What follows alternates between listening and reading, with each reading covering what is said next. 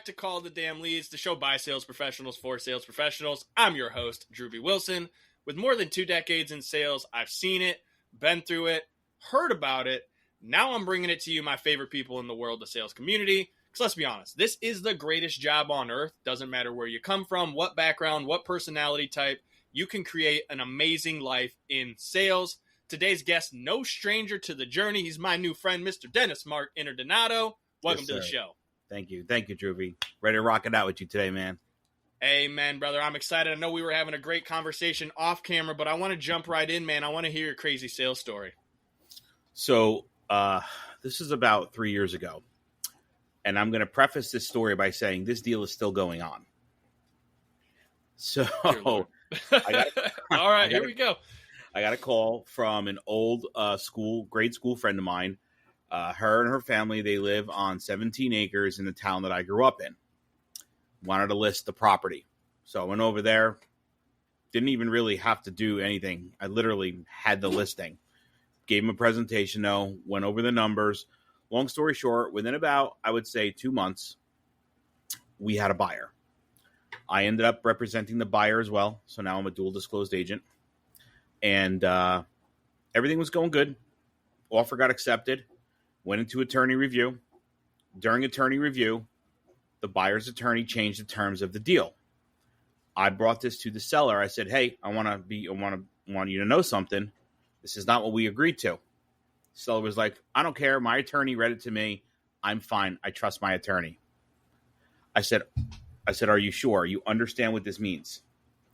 He said, "Yeah." I said, "Okay." Did my job, right? Brought it to him, made sure he was aware of it. Cool. Didn't want to step on the attorney's toes, so I did not push it any further.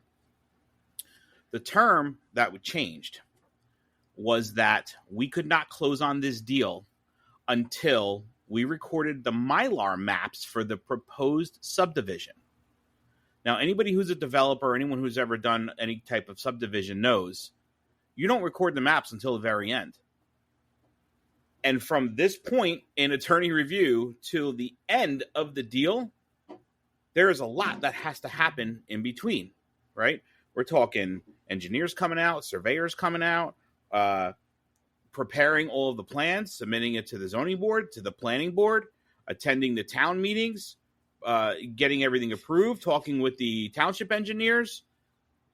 So while all this starts to happen, my seller, he starts to get antsy, and he's blaming me. Fast forward, he fires me. But I'm still in the deal because I'm representing the buyer, and his daughter, I'm still friends with her, is mad at him because he let another agent get in his head about the way this deal is going. An agent who had no idea what was even going on behind the scenes. I don't know how that even came to be. Regardless, the daughter calls me up one day and says, "I just took power of attorney over to my father. Will you come back on the deal?" I said, "I never left the deal." I said, "I've been talking to you the whole time." Right? I said to her, look, at this point, I said, and I don't mean this in any mean way or cocky way, but whether or not I'm representing you or not, I'm still getting paid. I said, I'm just staying in the deal, and I've been staying with you out of respect for you. I said, I'd be happy to, come back into the fold. But I said, you have to understand something. It was your father's attorney who did him wrong, not me. Turned out the father since fired me, fired that attorney, went through another attorney, fired that attorney. Now they're on their third attorney, right? So I don't talk to the father anymore. I only talk to her. 3 years later, we are still going through this deal. Moral of the story is, though, do your job, regardless. Stay with things, right? Treat everybody with the utmost respect. And if you know you're right, you're right. And if you know you're wrong, own up to it. But I wasn't wrong in this case. And I'm still doing right by them. And 3 years later, I'm still in it. I still speak to her. I still attend the town meetings. Every time we go up for another approval, every time the town knocks it back again, because you know how that goes. But we're almost there. Maybe like another 2 months, and we can put this bad boy to bed. Some of the biggest deals I've done have been some of the nightmarish deals too. And it's crazy because you're right. It's like you don't want to walk away. You don't want to give up, especially when you've put in that much time, energy, and effort on something, because you can't get that back, right? Like money Yeah. we can all go make more of, but the time, the energy, the effort that you've put into like getting this deal to the point of closing Yeah. it's a very expensive investment. And what I love about that and also think is kind of hilarious is attorneys don't know as much as they claim to know.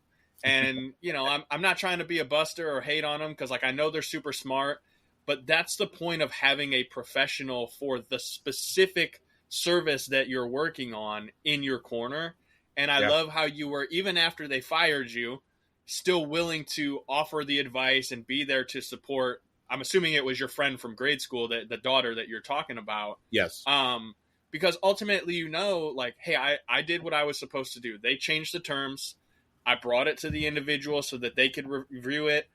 Their choice was to move forward with the new terms of the agreement, and therefore, there was nothing else that you could do to control that. And No. I think that's one of the funniest and craziest parts about sales is that, like, sometimes it is controlled chaos. And I would imagine that, how long you been in real estate now? So I've been licensed since 2006, but I just recently got into real estate as like a career. So since 2019 is when I really started utilizing my license to work with clients and really like make this something. And that's in all that time you develop, you learn, you grow, and these are the kind of crazy ass situations that you get into and you're like, I'm going to tell this story to someone someday and they're going to think it's crazy. And you're absolutely right, man. And that's why I love this business. Like, sales as a whole is so fun because there's all these crazy experiences that you go through that you get to learn and grow through along the way. Yeah. And so, are you more focused on like residential or commercial real estate at this point?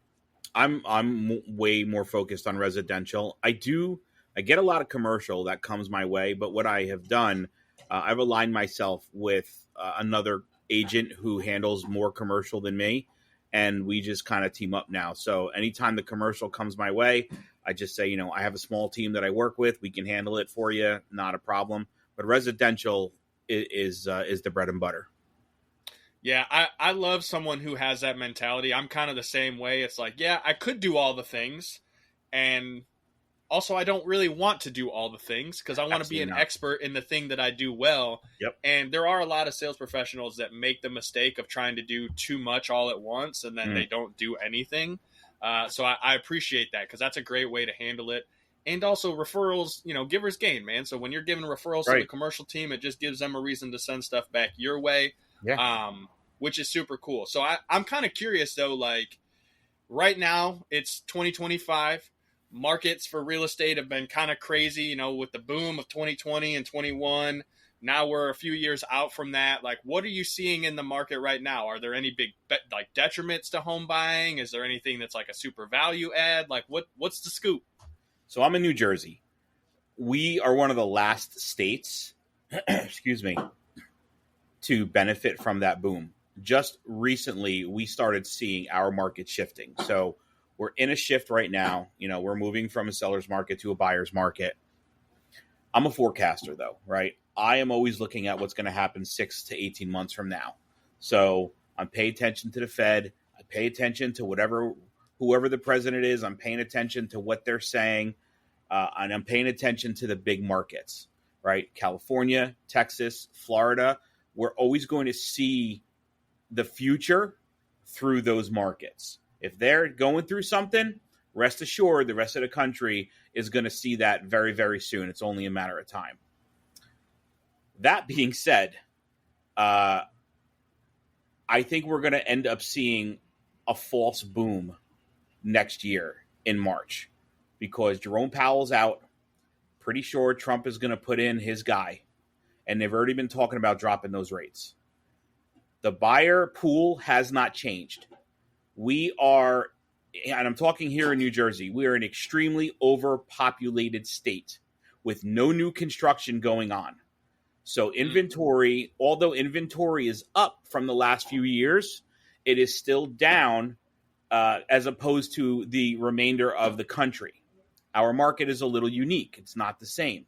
So countrywide, we're gonna see that boom if rates drop. But here in New Jersey, it's going to be stupid. And I think it'll be temporary. But what's going to happen is what we see going on in the economy and what we see going on in our real estate market are not going to be the same thing. And that's why I say we're going to see a false boom, because it's going to be powered by that interest rate drop. The only thing is we don't know how long it's going to last. I think it's probably going to last about a year and a half. I think we're going to, I think realtors are really going to feast again for a little bit of time. But I also see in that time, I think the rest of the country is going to end up catching up again. Because according to everything I listen to, we're at the tail end of I don't want to say economic depression, but what everyone has been saying is that we should start going back up again. Now, over here, we've been up. Like New Jersey has been up this whole time. I haven't seen a dip up until maybe like a couple months ago. But the remainder of the country, they have seen the dip. Florida has like tons of inventory right now. People just aren't buying over there. So it's really weird. And I know I can speak for New Jersey. I think maybe like Connecticut, Massachusetts, Rhode Island, I think they're experiencing a little bit of the same thing that we are too. Our markets are just, we're very highly overpopulated, extremely high buyer pools. People need to live somewhere, and we just kept seeing it. So I think we're going into another boom. That's what I think, but I don't think it's going to last forever. Eventually, we have to level out. But the problem is that we have so many outlying factors that could happen within the next 18 months. There's no way to predict what the market's actually going to do. But if rates drop, we all know what's going to happen. Yeah, it's crazy how politics plays into it, that way, and how just the overall feeling of society starts making these massive swings one way or the other. And it's like, I know I have a lot of real estate clients in our programs, and they're all across the country. They're seeing all sorts of different things. I have one guy in Florida. He was kind of filling me in. He's like, we went, he said he had like 700 to 800 price drops a day were happening in their market. Like, it was insane how people were just like racing to the bottom at this point, because everybody had this idea of like, you're supposed to spend 50 to 100 grand over asking price, and like everybody's selling in 3 days. And there was definitely a period where that was happening. I remember my wife and I put in like 4 or 5 different offers on houses at 100 grand over asking. And even at that point, like I was sick to my stomach doing it, but I'm like, This is the way it works right now. And I'm really grateful that we didn't get any of those houses at way over the asking price. Sure. But like, let's say someone's listening to this and they're kind of in that position where they're like, well, I know that I want to make a move soon. I got some things I want to figure out. How do they avoid working with a shitty, dishonest real estate agent? Because there's a lot of them out there, and I love y'all, don't get me wrong. But like, how can someone make sure that they're working with the right person when it comes to working in real estate? I think the easiest way is, number one, like, buyers have to be a little ballsy. You literally have to ask your realtor, what's your value prop? Right? What do you do? Show me your business, right? If your realtor's not like, if they're not utilizing social media, if they're not providing value in some way, if their website is like a basic little website, if they're not doing, if they're not doing like at least one deal a month, then right off the bat, you might want to consider at least interviewing other agents, right? Ask them a question that only an experienced realtor could answer. Now, for a buyer to do this, though, they have to be educated, and that's the biggest problem. Most buyers aren't. Right. They don't know. And, as realtors, we have that stigma, like we're all the same. All we do is open doors, right? There's no difference between realtors. But I can certainly express my value proposition verbally and physically. I can go right on my phone and I can show them everything that I do that other realtors don't do. I bring them right to my website. which I recently built. This thing is on steroids, man. You've never seen a realtor's website like this before. I can't wait to check it out. I'm so proud of it, and it's like it's forever like being upgraded. You know, even like same thing with sellers, right? When sellers are interviewing, you know, you need to ask the agent what their value proposition is. Don't just listen to what they're gonna do for you, but you should also be doing your research too. You should already know what that agent does. You know, you need to see it. You need to hear it. A good way to do that is video, like YouTube. I totally utilize YouTube now. You know, I'm all over that.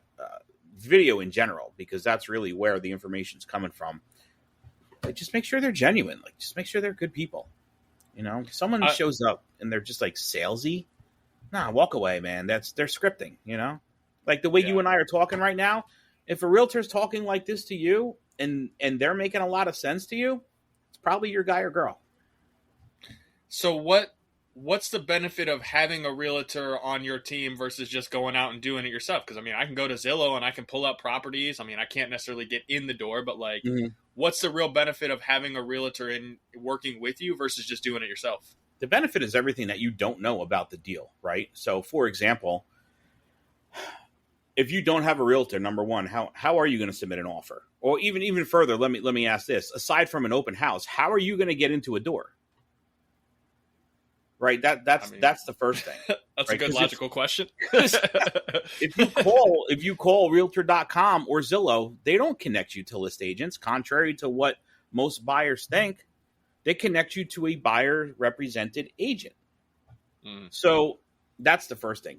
The second thing is, how are you going to have a conversation with the list agent to get the answers you need in order to structure your offer in a way to make it look like the best offer if that listing agent is representing the sellers, the competition, the person that you're submitting the offer to, right?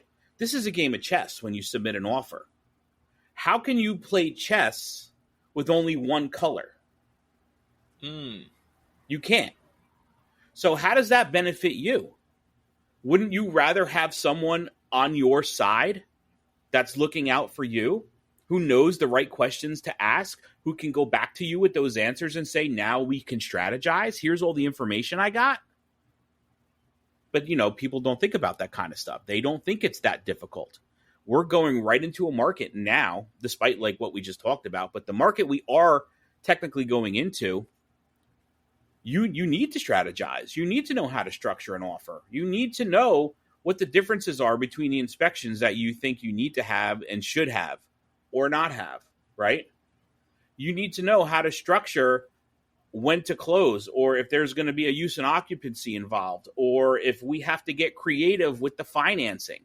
If you're a veteran and you have no money to put down, but you want to look like you have a decent offer, let's say you don't want to put money down, but maybe you have some money. No veteran knows that you can upfront submit a down payment with the offer and then have that down payment come back to you at the end of the deal, so you still buy the house with no money down. They don't know these things. We know these things.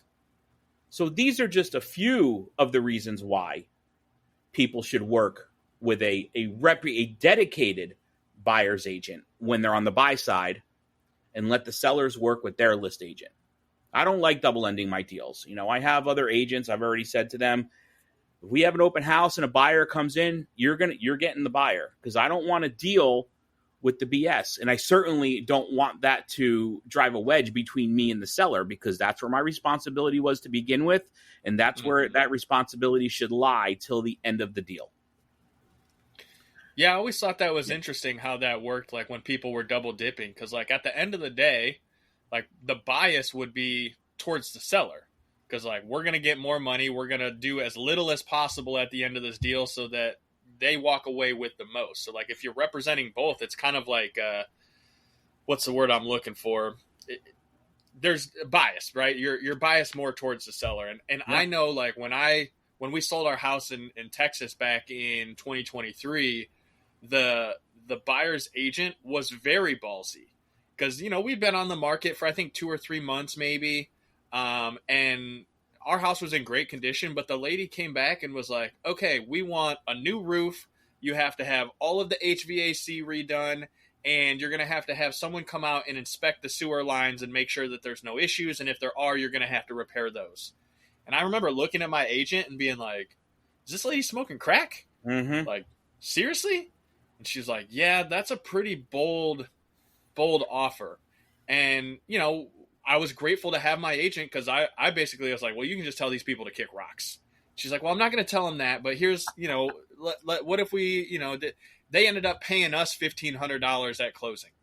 Like, we didn't do any of that. Amazing. They ended up paying us money. It was like towards closing costs or something. They wanted to like buy down their rate. So they like did that. And then it was a big negotiation. But at the end of the day, had I not had her in our pocket to like tell us that we didn't have to do any of those things, I would have probably spent 20, 30 grand that I didn't have to do things that weren't necessary. And so I love how you look at the perspective of, hey, work with someone who's dedicated for that specific transaction that you're on, whether you're selling or buying, because they're going to have your best interest at heart. And at the end of the day, like, they're a commission person. So like, they're still trying to make the best of the deal so that they can get paid too.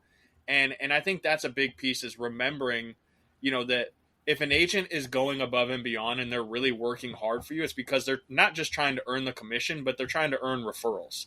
Because like, you know, an agent's going to do one deal with someone probably once every 5, 10, 15 years, maybe. I don't remember what the average is, but it's like 8 to 10 years people stay in their home at this point. And so they're not going to make a ton of money off of you after that one deal. They're trying to get more people, friends, family, what have you.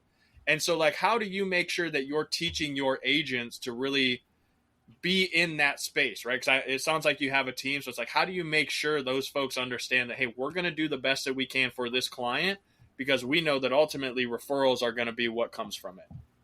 We're always all in, right? It's always about the client, whether it's just me or it's me and you know, another agent that I work with.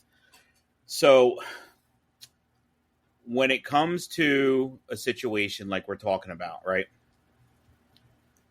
right off the bat, if let's just say we're at an open house, I will let those buyers know right out the gate, whoever agent is next to me, that this is going to be your buyer agent, right?